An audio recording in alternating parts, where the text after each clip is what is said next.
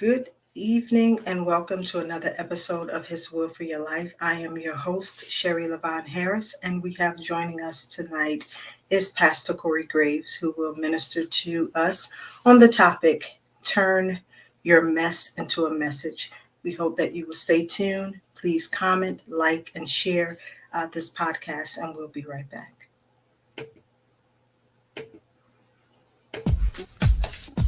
His will for your life with Cherie Harris. This is your weekly Wednesday 7 p.m. podcast. For I know the plans I have for you, declares the Lord, plans to prosper you and not to harm you, plans to give you hope and a future. Jeremiah 29:11. Informative, hot topic, testimonies, interviews, along with your weekly guests and more. And now here's your host, Cherie Harris.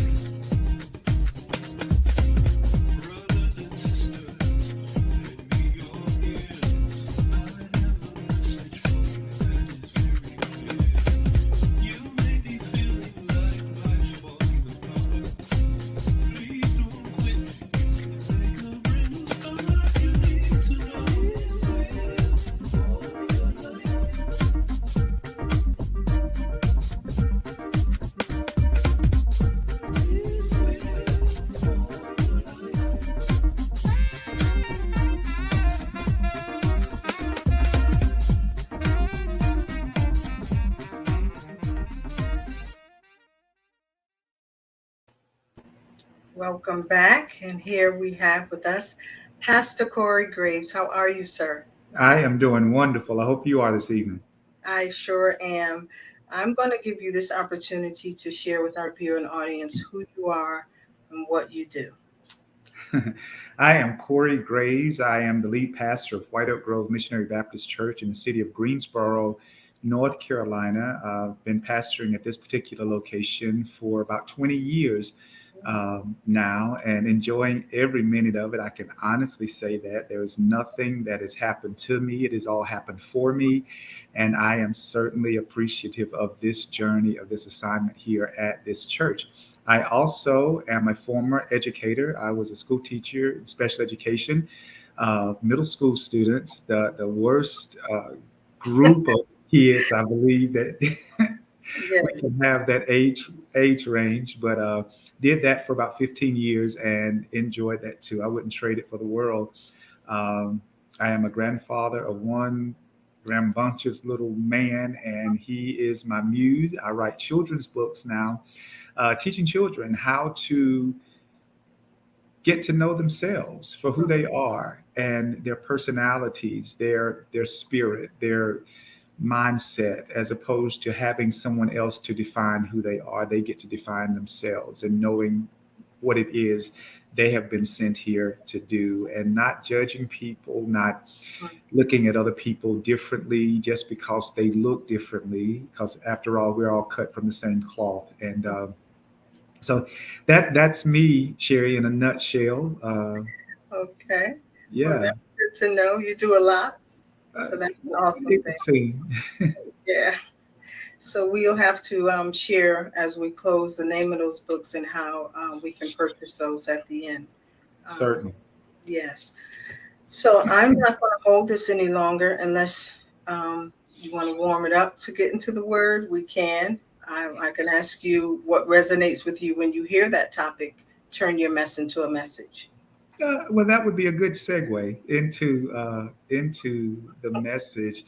The funny part, Sherry, when we spoke months ago, and you told me that this was going to be, it hit me that probably 15 years ago, I preached this sermon title. This was a sermon title of mine. It was turning your mess into a message. It absolutely was, and I was like, nah, it ain't no way I can go back and find that. And then I started looking, and then everything, because I was like, where did I come from? And all of that. And then literally just today, it came to me where I came from with the sermon. And, I know that I have changed. So I wouldn't even dare attempt to try to regurgitate what happened 15 years ago. And it's a whole different perspective.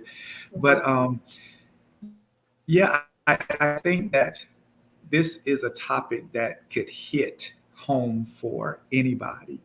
Yes. I also feel that it is a topic that you have to be willing to open Mm-hmm. yourself up to it, because Mm-hmm. otherwise you know how church folk, he show preaching to them and stuff, and she show Yeah. preaching to them, and you don't see it for yourself or how Mm-hmm. it can be applied to self. So I think that this is something that whomever is open to hearing it, um, they can take something away from it as we get into it.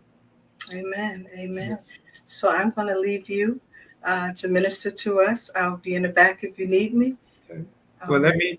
let me give this disclaimer. I've told Sherry that I am not long-winded. I am very, very straight to the point kind of preaching, and I just want to make sure that you get the message. It's not the quantity, but the quality of time that we spend together. So Amen. that's just my disclaimer. So when you hear me say I'm done, you come on back, and we're gonna. Sure will. I sure will. Okay. All right. God bless. Thank you. Good evening, everybody. Thank you so much again for this opportunity, Sherry. And thank you guys for those of you who have taken the time out of your evening to join us on this podcast.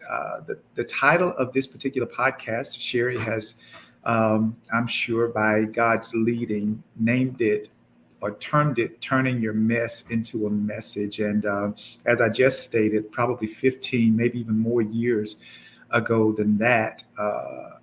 I use this exact same topic as I ministered to my congregation years and years ago. I came from Acts chapter 13, I think around verse 13. It's the story of Saul as he is doing all that he, as Saul, did.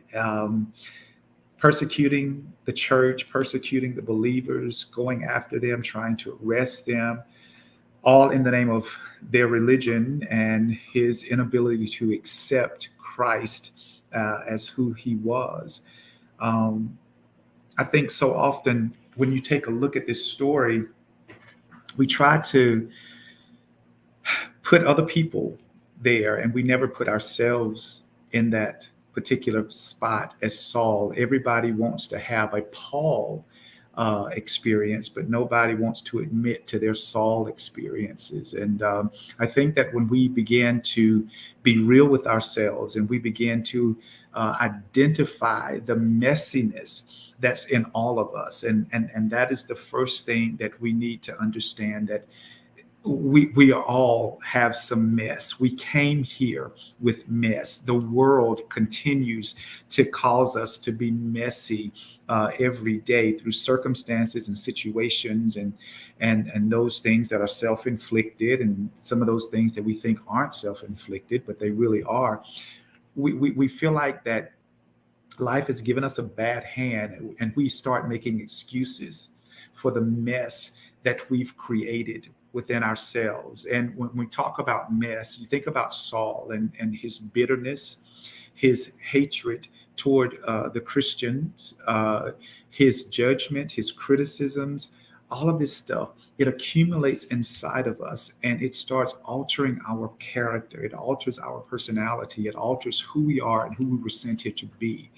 And Paul, or Saul rather, he used that. He used that to persecute anybody that he felt was not like him, anybody that he felt was different. And we're talking religion right now, but this could be applicable to anybody or anything. Everybody that don't look like you, that don't act like you, that don't talk like you, that don't worship like you, that don't sing like you, that don't do whatever like you.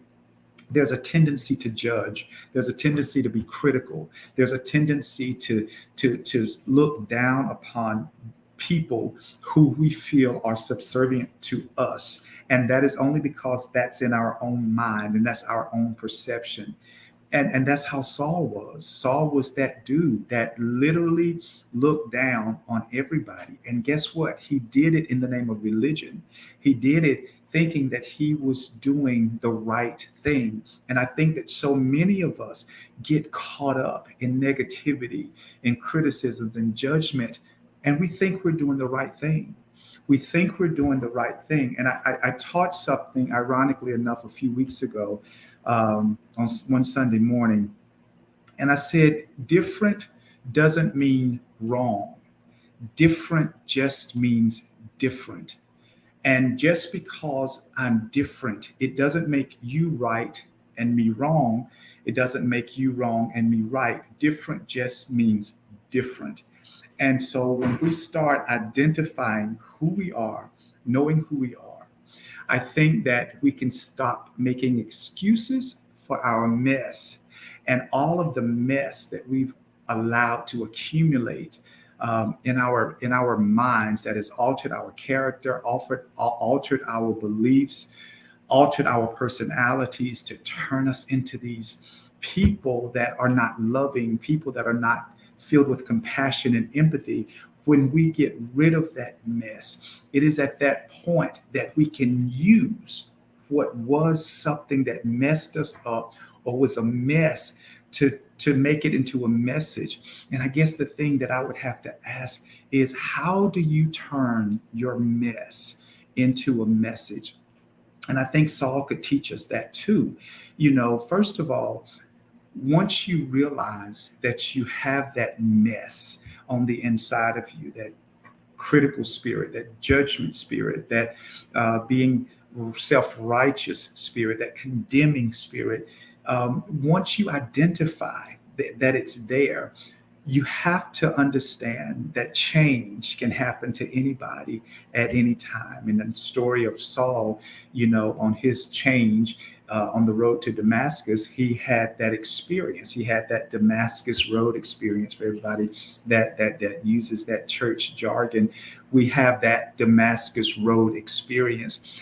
And that experience can happen at any given time. And it's literally an awakening, that aha moment, that light bulb coming on, that epiphany, that spiritual awakening that allows you to see yourself.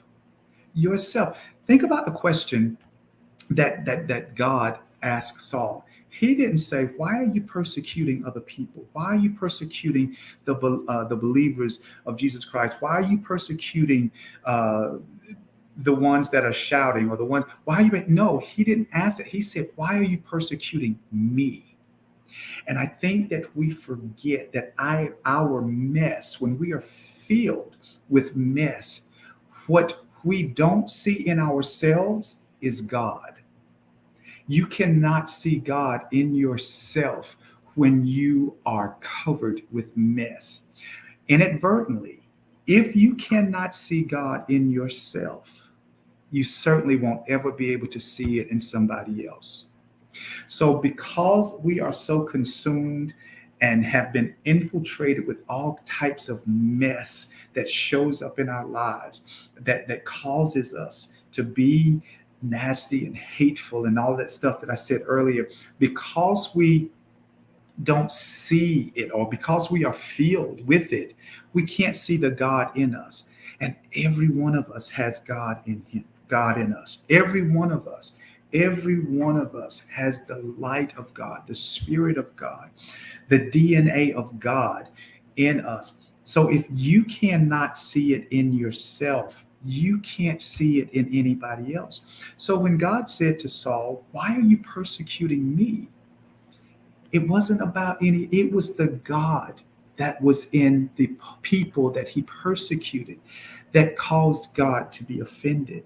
And Saul said, he fell and he wept, and he began to realize who he was. And it was at that moment that he turned all of that mess into a message. And for the rest of his life, not only did his name change, not only did his character change, but his message for God's people changed. He knew then that God was available to everybody. He was the apostle to the Gentiles. So to the people that religion said shouldn't be able to worship God. Religion said won't be able to worship God.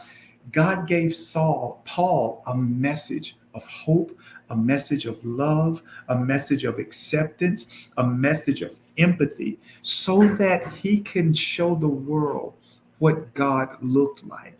Because Paul knew that if God could take his mess, and do something with it, he could do it for anybody. Paul would often find himself saying, hey, I'll tell you, I'll be the first to tell you, I am the least of them. If there's anybody that shouldn't be privileged to be a part of this family, to be a part of this host of people loving God, I'll be the first to admit. He said, but when God changed me, I didn't have to tell a story. I was able to live a story because the message was not something that I could always write down. The message was not something that I always needed to tell. I became a walking epistle.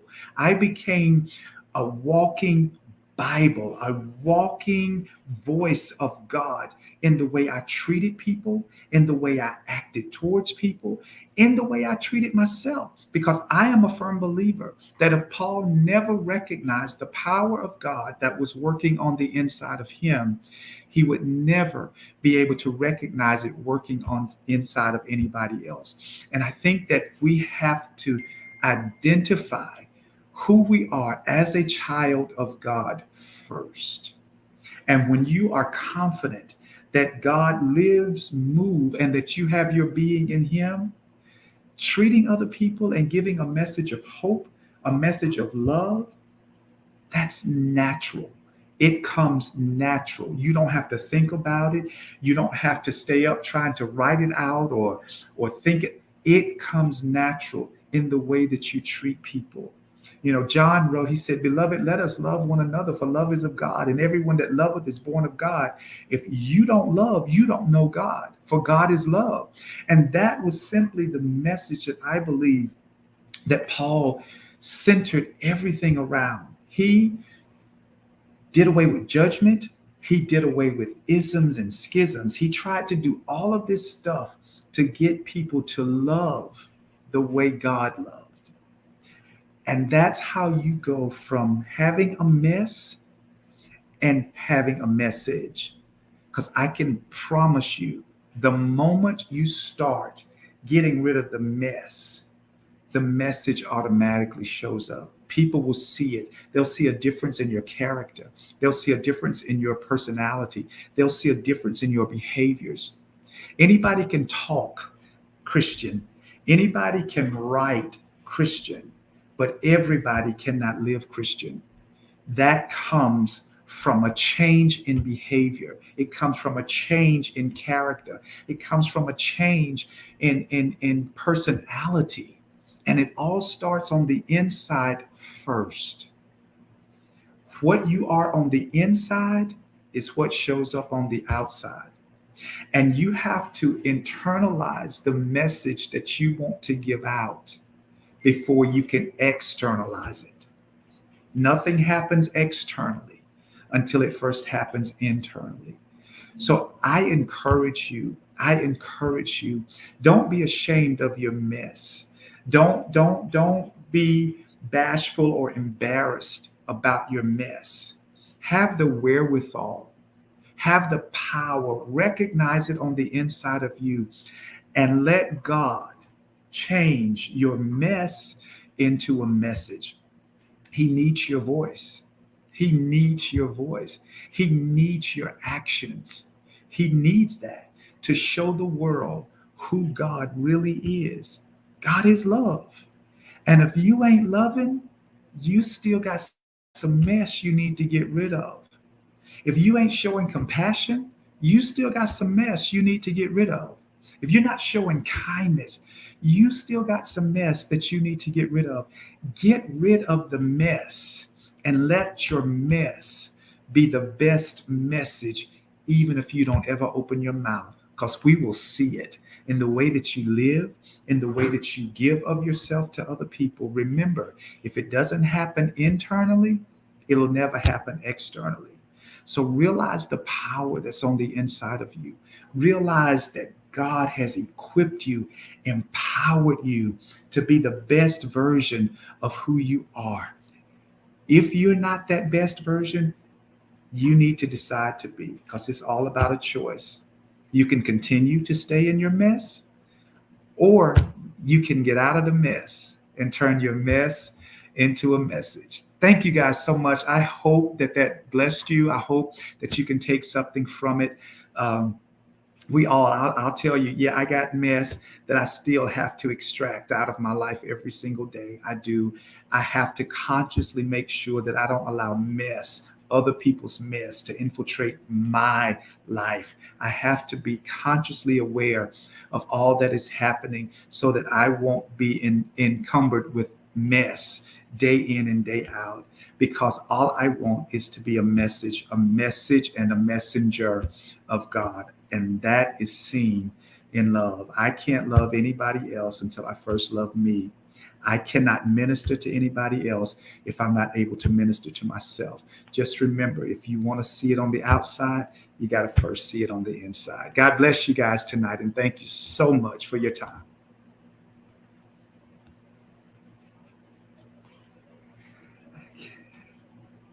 I have some questions for you. Amen. I Yes. enjoyed the word. So there's one out there who's struggling, right? Hmm. They've been through their mess. They're probably still in their mess, and can't foresee that their mess will turn into a message, Hmm. especially something that God can use. What would you say to that individual, and how would they stay connected to God in their struggle? Well, there is no mess that cannot be turned into a message. I am a firm believer of that. Um, we are also our worst critics. Yes. We're our worst enemies. And I tell people all the time, people see you the way you see yourself. Mm-hmm. However you think people are looking at you, if you think they're judging you, then you're judging yourself. If you think that they're being critical, then you're being critical to yourself, because that's how life works. I think the first thing that that person would need to do, Sherry, is to forgive themselves Mm-hmm.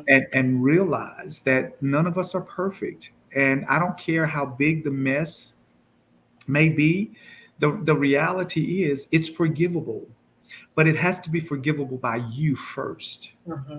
It has to be forgivable by you.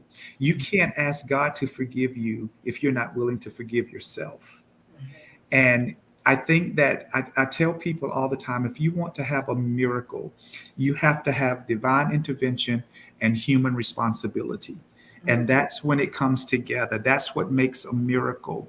God, we can't do it without God, and Mm-hmm. God won't do it without us. It's Mm-hmm. a partnership that we share. And when we work hand in hand, then it's just a matter of us deciding that we want to move forward. We beat ourselves up, and the sad reality, Sherry, and I hate to say this, is that a lot of times we choose to stay in our negativity and we choose to stay in our mess because that's what gets us our attention. And negative attention for a lot of people is better than no attention at all. Mm-hmm. So, we tend to feed off of our mess because that draws people's empathy. It draws people, well, not empathy, but it draws people's pity.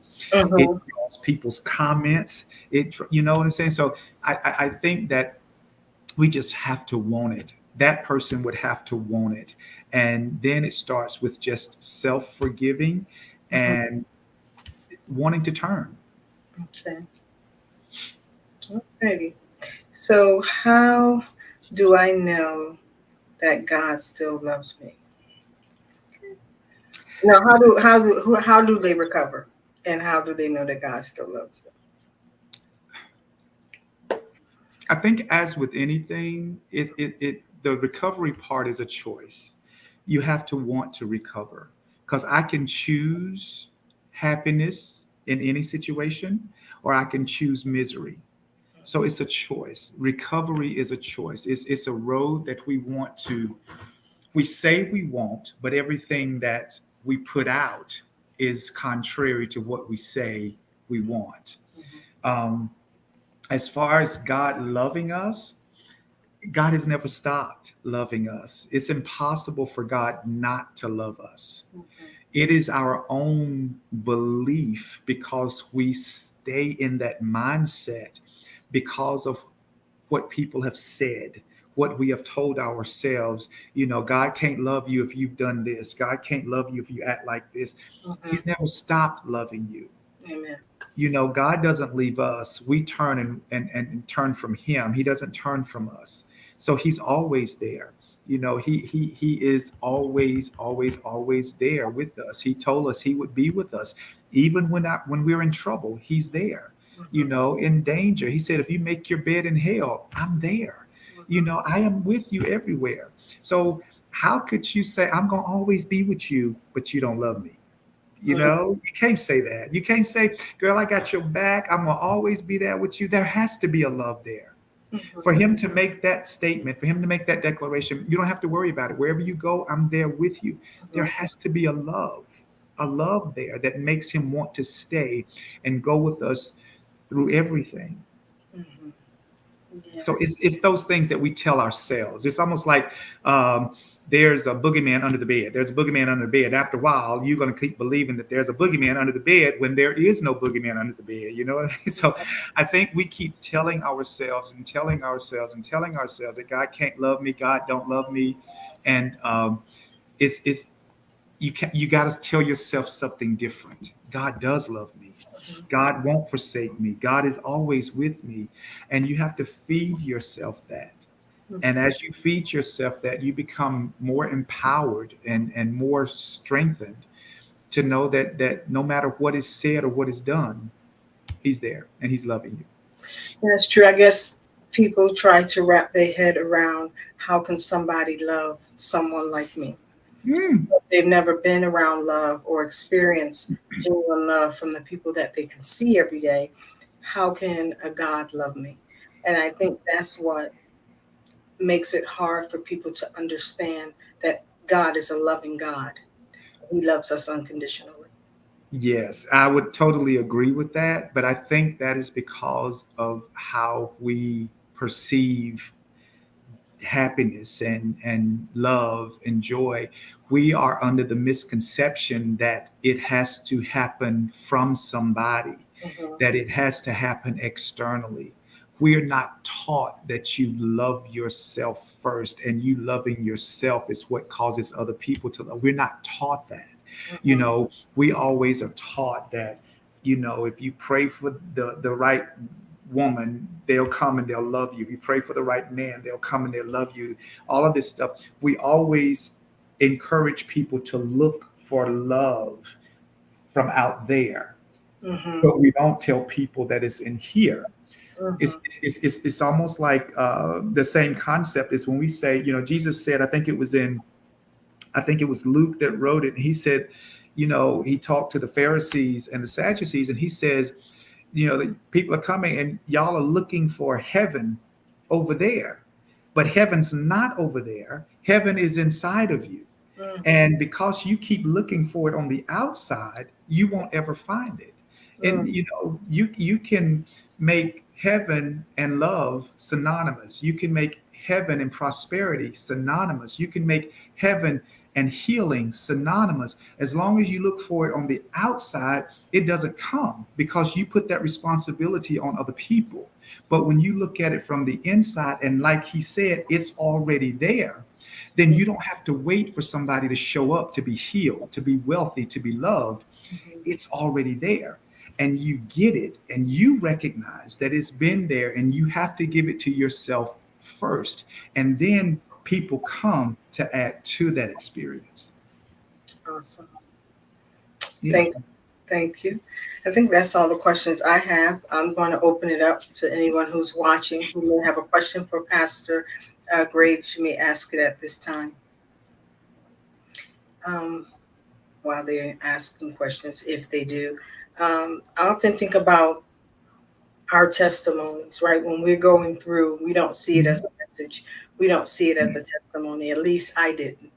And now Mhm. when I look back on it, I went through it so that I can be a blessing to someone else, so that I know how to pray specifically because I've been through it. And I Mhm. also know how to help you out of it because I've been through it. And when Mhm. we look at it that way, we will understand why we had to go through that place, right? Like when Mhm. Jesus said he had needs to go to Samaria. Mhm. So we have a need to go down a certain road because we have to minister to somebody else who who's going to go that journey that we have gone. Mhm. So Mhm. I think it's very important that we don't see it as a punishment, if you will, but we see it as God just have purpose for us. It is, and that is hard. And you're absolutely right. Our perception is our reality, and it's so funny. I was listening to something earlier today, Mhm. and they were comparing. They said it was two brothers, and their father was an alcoholic, and the brothers grew up, and one of them was an alcoholic, and he said, "Well, why did you become an alcoholic?" He was like, "Because it was by fate. My dad was an alcoholic." The Mm, other one was not an alcoholic, and the same question was asked to him. Why aren't you an alcoholic? And he said, "Because my dad was an alcoholic." mm, So it was all about their perception. One said, "This is the path that I'm going to be on, and I will use you to validate my negativity. I'll use you to validate my bitterness and my poor choices. Or I can use you to say, there's a better way. I don't have to live like this. I don't have to act like this." mhm. So I think our perception, Cherry, is our reality, and there is no such thing as a bad situation. It's just how we perceive it. It's all in how we perceive it. Mhm. We have um, someone who says, "I hold the passion to love all, but it hurts beyond what I can explain. So sorry to feel this way, but I have to speak it." Mm. What would you say to this individual?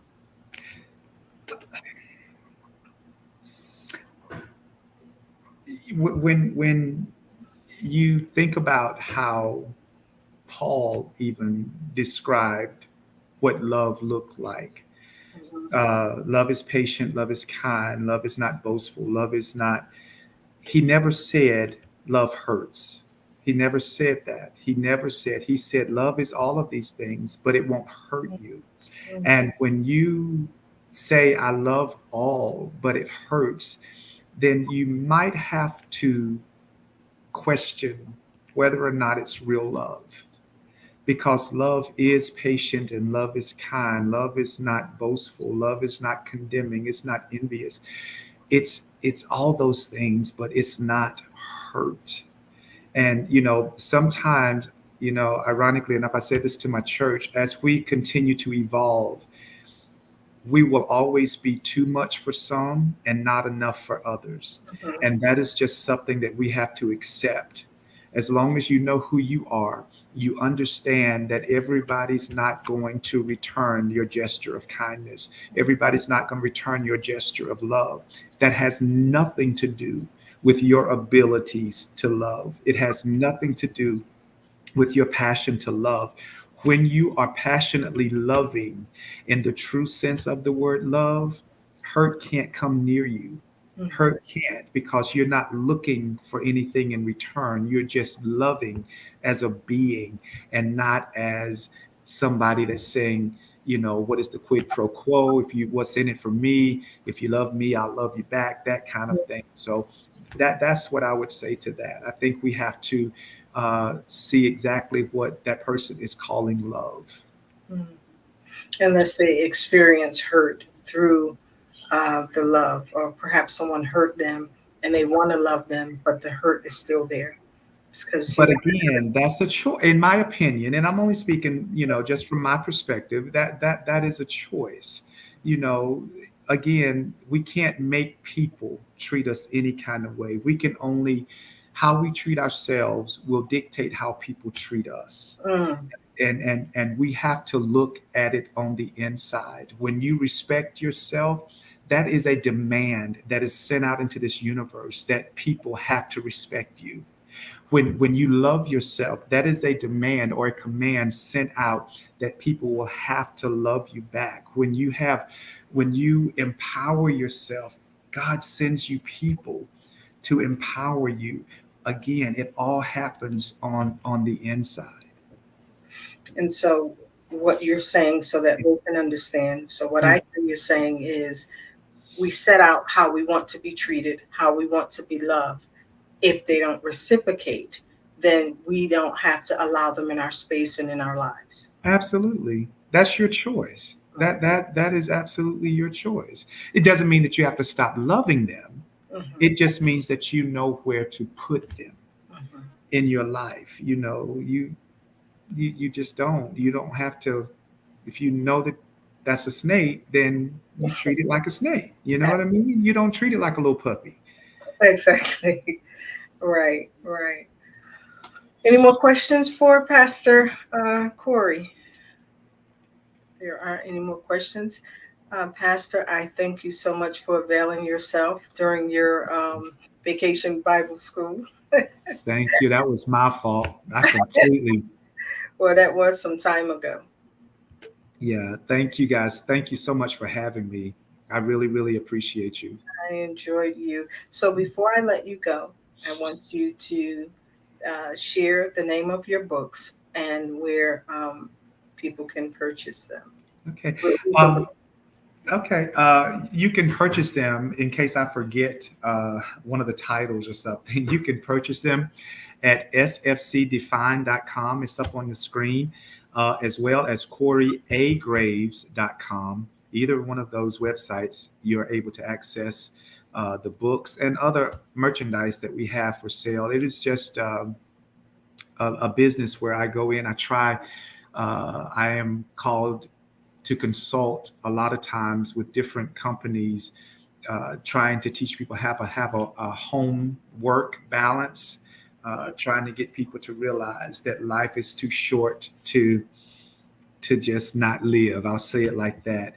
But the children's books that I have, one of them is called Poppy, Can You Teach Me How? The other one is Poppy, What If I?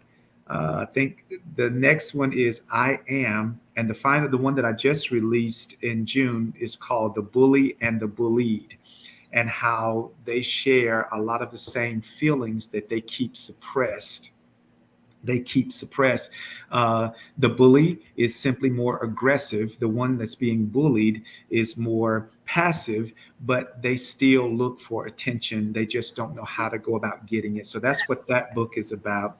And the other books are just about treating people the way you want to be treated. My 7-year-old grandson, I tell him all the time, if you don't remember anything else that I ever say to you as you get older, always remember you treat people the way you want to be treated. And I think that will take you so far in life. And that is a lesson that he's been hearing so much that he says it in his sleep. So yeah, but you treat people the way you want to be treated. And that's exactly what those books are about, teaching children how to love, accept, empower, and encourage each other.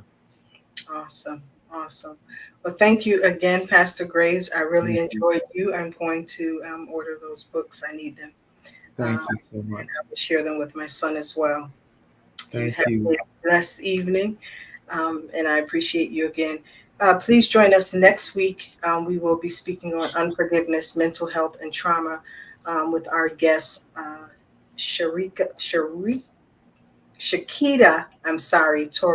Shakita Torres will be our guest next week, and she is a licensed therapist, and she is certified to speak on the topic. So please join us next week. You all have a good evening, and we'll see you soon. God bless. Take care. Good night. Bye-bye. Please join us again next week for another riveting and informative segment of His Will for Your Life podcast with Sherry and our special guest,